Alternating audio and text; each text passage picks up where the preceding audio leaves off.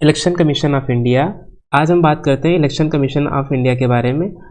अभी हाल ही में ये काफ़ी चर्चा में है। आज ही जो है इसके जो चीफ इलेक्शन कमिश्नर हैं ज्ञानेश कुमार, ठीक है, ये जो कि क्या है, इंडियन इंस्टीट्यूट सर्विस ऑफिसर यानी IAS ऑफिसर है। इनको जो है new 26 chief election commissioner appoint किया जा रहा है। ठीक है, ये बिल्कुल करंट का आज ही के पेपर में, द हिंदू के न्यूज़पेपर में छपी हुई न्यूज़ है। ठीक है, तो ये जो फोटो में दिख रहे हैं ना, इनका नाम है ज्ञानेश कुमार, और जो कि क्या बनने हैं, ये चीफ इलेक्शन कमिश्नर बनने हैं, यानी ठीक है, ये CEC बनने हैं। ठीक है, और ये किसको मतलब किसकी सीट पे ये आ रहे हैं, तो ये इनकी सीट में, यानी क्या राजीव कुमार, ये जो चीफ इलेक्शन कमिश्नर थे, इनकी सीट पे अभी आएंगे।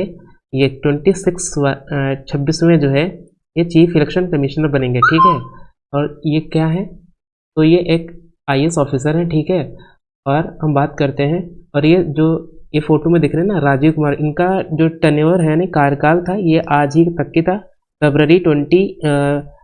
18 फरवरी 2025 तक की था, यानी आज ही तक की है। और ये कौन से नंबर के थे, 25वें नंबर के इलेक्शन कमिश्नर थे। ठीक है, हम बात करते हैं इलेक्शन कमीशन के बारे में। ठीक है, तो सबसे पहले देखते हैं क्या है इलेक्शन कमीशन, क्या है, एक कॉन्स्टिट्यूशनल बॉडी है। ठीक है, कॉन्स्टिट्यूशनल बॉडी है। ठीक है, और ये कहाँ आती है, तो ये कॉन्स्टिट्यूशन के अंदर पार्ट कहाँ पे है, पार्ट 15 के अंदर ये मेंशन है। ठीक है, अब हम बात करते हैं इसका काम क्या होता है। तो ये क्या करती है, conducting for free and fair election, ये इलेक्शन कंडक्ट करवाती है। जो फोटो दिख रहा है ये आपका इलेक्शन कमीशन ऑफ इंडिया की बिल्डिंग का है। ठीक है, अब इसका स्थापना कभी थी, यानी स्टैब्लिश कभी थी, तो 25 जनवरी 1950 को हुई थी। अभी इसने हाल में ही 75 ईयर कंप्लीट कर लिया, यानी 75 साल इसने कंप्लीट कर लिए। तो यहाँ से क्वेश्चन बन सकता है, क्योंकि इसने 75 साल कंप्लीट किए हैं, तो ये न्यूज़ में रही है। और ये कहाँ मेंशन है, तो आर्टिकल 324 के अंदर ये मेंशन है। ठीक है, और ये बात करते हैं इलेक्शन कौन कौन से कंडक्ट करती है, तो लोकसभा, राज्यसभा का, ठीक है, state legislative assemblies and council का, यानी विधानसभा और विधान परिषद, यानी विधानसभा के इलेक्शन करती है विधानसभा, ठीक है, विधानसभा और विधान परिषद। ठीक है, लेजिस्लेटिव काउंसिल को विधान परिषद बोलते हैं। और किसके इलेक्शन कंडक्ट करती है, तो प्रेसिडेंट के एंड वाइस प्रेसिडेंट के ये इलेक्शन कंडक्ट करती है। ठीक है, ये तुमने आपको बता दें, क्योंकि आज ही के न्यूज़पेपर में था। ठीक है, ये बनने हैं चीफ इलेक्शन कमिश्नर। ठीक है, आगे चलते हैं, बात करते हैं, थोड़ा सा इनके बारे में देख लेते हैं, ये क्या चीज़, इन्होंने कहाँ से ये आए हैं।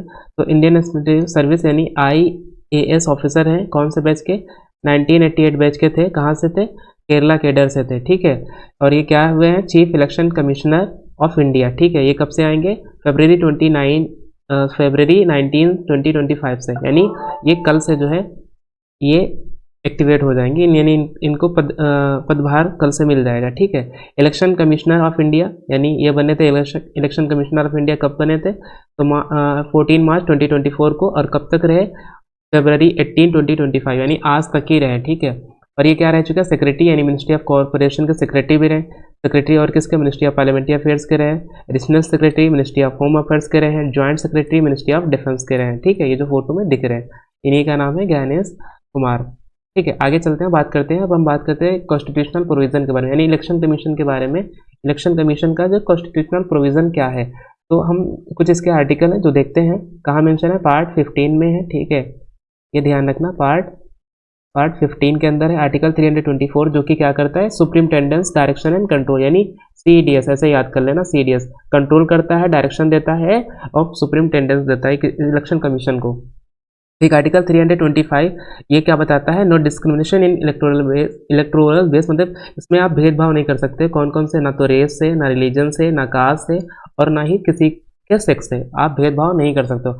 आर्टिकल 324 जो कि क्या है, ये बताता है election based on adult suffrage, यानी आप 18 साल के, अगर आपने एज पूरी कर ली, तो आपको वोट देने का अधिकार मिल गया है। ठीक है, यहाँ पे आप एक चीज़ ध्यान रखना, ये जो आर्टिकल है 326, ये एक कॉन्स्टिट्यूशनल आर्टिकल, मतलब ये कॉन्स्टिट्यूशनल प्रोविज़न है, ना कि फंडामेंटल राइट नहीं है। राइट टू वोट जो है, राइट टू वोट, ये फंडामेंटल राइट नहीं है, फंडामेंटल राइट नहीं है। ठीक है, ये कॉन्स्टिट्यूशनल राइट है, कॉन्स्टिट्यूशनल राइट है, ये ध्यान रखना। ठीक है। आर्टिकल 327 क्या कहता है, तो parliamentary makes laws for election, मतलब पार्लियामेंट जो है इलेक्शन जो है वो लॉ बनाएगी इलेक्शन के लिए, ठीक है। आर्टिकल 328 क्या बताता है, state legislature can make laws for state, यानी जो स्टेट लेजिस्लेचर है वो स्टेट इलेक्शन के लिए लॉ बनाएगी। आर्टिकल 329 क्या बताता है, courts can not interfere in electoral matter, यानी जो इलेक्टोरल मैटर्स होते हैं उसमें कोर्ट इंटरवीन नहीं करेगा, ये ध्यान रखना, ठीक। आगे चलते हैं, अब हम इसका बात करते हैं स्ट्रक्चर के बारे में, यानी इलेक्शन कमीशन का स्ट्रक्चर कैसा होता है, कंपोजिशन भी देख लेते हैं, ठीक। Originally a single member body, यानी शुरू में जब बनी तो ये सिंगल मेंबर बॉडी थी, ठीक है। एक्सपेंडेड इन 1989। यहाँ पे ये बढ़ी कैसे थी, तो 61st कॉन्स्टिट्यूशन अमेंडमेंट किया गया था। कॉन्स्टिट्यूशन अमेंडमेंट ये कब किया गया था, 1988 में, ये ध्यान रखना।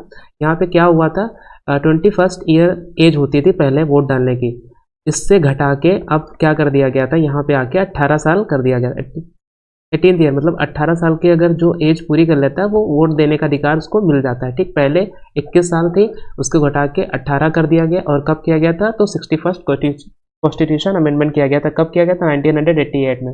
इसीलिए यहाँ पे एक्सपेंड हो गई थी ये सिंगल मेंबर बॉडी से यहाँ पे मल्टी मेंबर बॉडी बन गई थी, ठीक है। यहाँ पे 1989 में तो यहाँ पे कौन सा ऐड हुआ गया था, चीफ इलेक्शन कमिश्नर आ गए थे और 2 इलेक्शन कमिश्नर हो गए थे, ठीक है।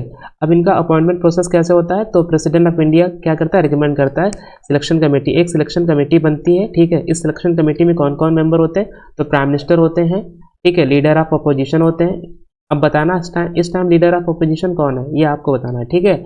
और यूनियन कैबिनेट, यानी इस टाइम जो है इसको काट के यहाँ पे एक होम मिनिस्टर कर दिया गया, यानी इसमें 3 लोग होते हैं, कौन कौन से, पीएम होते हैं, लीडर ऑफ अपोजिशन, ठीक है, लीडर ऑफ अपोजिशन और होम मिनिस्टर, ठीक है। ये इसके अंदर 3 होते हैं, ठीक है। और इनका टेन्योर क्या होता है, 6 ईयर या अंटिल 65 ईयर एज, या तो 6 साल पूरे हो जाएं या 65 साल की एज पूरी कर लें तो इनका कंप्लीट हो जाता है टेन्योर, ठीक है। विच मतलब जो भी पहले हो जाए, तो 6 साल पहले हो जाए या 65 साल पहले हो जाए, ठीक। इनका रिमूवल का प्रोसेस कैसे होता है, तो चीफ इलेक्शन कमिश्नर का रिमूवल कैसे होता है, लाइक सुप्रीम कोर्ट जजेस, जैसे सुप्रीम कोर्ट के जजों का रिमूवल होता है वैसा ही होता है, ठीक है। इलेक्शन जो कमिश्नर होते हैं इनका रिमूवल कैसे होता है, तो इनका रिमूवल होता है CEC, यानी इनका रिमूवल कौन करता है, तो चीफ इलेक्शन कमिश्नर रिकमेंड करता है और वो मतलब जो इनको रिमूव कर दिया था, यानी चीफ इलेक्शन कमिश्नर इनको रिकमेंड करेंगे जिसको वो रिमूव किया जा सकता है, ठीक है। अब हम आगे चलते हैं और बात करते हैं लेटेस्ट डेवलपमेंट में, क्यों इसके अंदर क्या लेटेस्ट डेवलपमेंट हुआ है, तो 1 नेशन 1 इलेक्शन, ठीक है, जो कि अभी प्रपोजल में था, ठीक है, काफ़ी चर्चा में रहा, अभी कुछ पीछे न्यूज़ में काफ़ी रहा था, ठीक है। तो इसका क्या ऑब्जेक्टिव क्या था, इसका था साइमल्टेनियस इलेक्शन, ठीक है, मतलब एक साथ पूरे इंडिया के अंदर एक साथ इलेक्शन करवाना for Lok Sabha and state legislative assemblies, Lok Sabha के और स्टेट लेजिस्लेटिव असेंबलीज के दोनों इलेक्शन एक साथ करवाना, यही था इसका 1 नेशन 1 इलेक्शन का उद्देश्य, ठीक है। इसका प्रोज क्या है, तो ये इसका प्रोज क्या था, यानी रिड्यूस इलेक्शन एक्सपेंसेस, यानी जो इलेक्शन पे खर्चा होता है उसको कम किया जा सकता है। इनफ्रीक्वेंट डिसरप्शन, मतलब जो बहुत ज़्यादा उथल पुथल हो जाती है, मतलब चीज़ों को बंद करना होता है, ये सब बार बार नहीं करना पड़ेगा, एक ही बार में सारे पूरे इंडिया के इलेक्शन हो सकते हैं, ठीक है। और क्या है, इम्प्रूव गवर्नेंस एफिशिएंसी, मतलब और इसके बाद जो 5 साल सरकार रहेगी ना तो बार बार इलेक्शन नहीं होगा, जिससे गवर्नेंस अच्छी तरीके से काम करेगी। इसका कॉन्स क्या था, तो इसका कॉन्स ये है कि could be diluted regional issue, मतलब इसमें जो लोकल इशू है ना वो हो सकता है सरकार वो भूल जाए जो लोकल इशू, क्योंकि फिर बाद में जब 1 नेशन 1 इलेक्शन होगा तो सेंटर पे लोग नज़र रखेंगे, रीजनल इशूज को ध्यान नहीं देंगे, ठीक है। और क्या है, कॉन्स्टिट्यूशनल अमेंडमेंट, इसके लिए एक कॉन्स्टिट्यूशनल अमेंडमेंट किया जाएगा जिसमें 2/3 मेजोरिटी, मतलब 2/3 जो है मेजोरिटी इन पार्लियामेंट में चाहिए, ठीक है। इसका स्टेटस क्या है, तो government has introduce a bill, अभी गवर्नमेंट ने बिल इंट्रोड्यूस किया है, ठीक है, ये ध्यान रखना। ये वैसे ये हाल में ही टॉपिक में रहा है तो इसको ध्यान रखना, 1 नेशन 1 इलेक्शन, ठीक। आगे चलते हैं, अब आपको ये है एक क्वेश्चन, ठीक है, जो कि है HW, क्या है question, consider the following statement regarding the election commission of India, ठीक है, ये आपका क्वेश्चन दे रखा है। पहला स्टेटमेंट क्या दे रखा है, election commission of India is a constitutional body, ठीक है, और responsible for conducting election to the Lok Sabha, Rajya Sabha, state legislative assemblies and office of president and vice president, ठीक। ये पहला स्टेटमेंट हो गया। दूसरा स्टेटमेंट क्या है, the chief election commissioner and other election commissioner hold office for a fix terms, ठीक है, ये ध्यान रखना, 6 ईयर या ये 65 साल तक की, ठीक है, यानी 65 साल एज तक की, ठीक है। तीसरा क्या है, removal the removal process of CC यानी chief election commission and election commission identical, ये ध्यान रखना, ये क्या है, आइडेंटिकल बता रहा है, ठीक है। And follows the same procedure as the supreme court जजेस।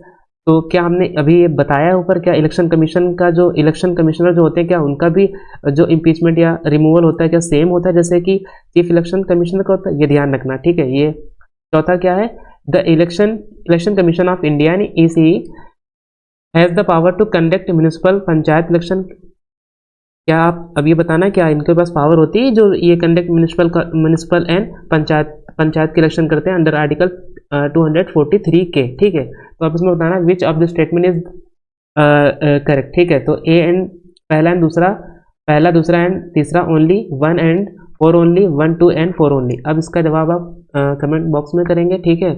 और ये इसका आंसर दिखा है, ठीक है, ये आंसर हमने लिख दिया है पूरा, ठीक है। आप यहाँ से देख के पढ़ सकते हैं कि कौन सा आंसर सही है, ठीक है। उम्मीद करता हूँ ये आपको अच्छे से समझ में आया